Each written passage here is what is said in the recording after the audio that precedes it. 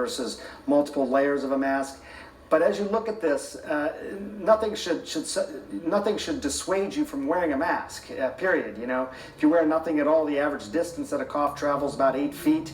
A bandana, just wearing a bandana reduces that somewhat. Folded handkerchief even more. A stitched mask, 2 layers, 2.5 inches is how much a cough would travel then. These are rough numbers, Jim. These are models. We have plenty of evidence to show the benefit of masks now. You know, if you look in countries around the world where there are mask-wearing cultures, they've obviously seen a significant difference in terms of the impact and how far the virus has spread. But you get an idea. I mean, this is how they model this, looking at these graphics here, these animations.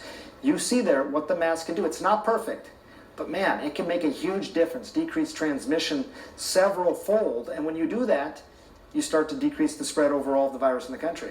Maybe we need to run that video on a loop at some point, Sanjay. Dr. McClellan, the CDC director and the Surgeon General are now turning their focus to younger people as they urge them to wear masks.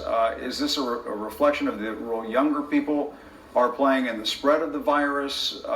We heard Dr. Fauci saying and Dr. Redfield saying earlier today, you know, young people who go out to bars or who are socializing, they bring the virus home to grandmother or grandfather, and lo and behold, you're going to have cases affecting people who are in an at-risk situation.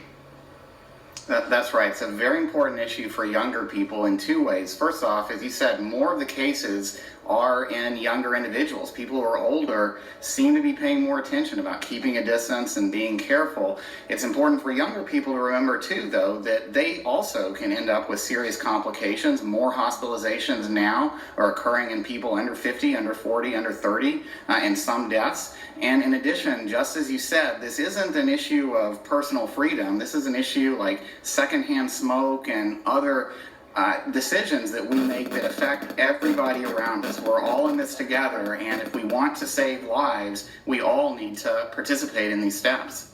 And that is a great message. All right, Dr. Sanjay Gupta, Dr. Mark McClellan, thank you very much. We appreciate your insights. And coming up, as we expected, the European Union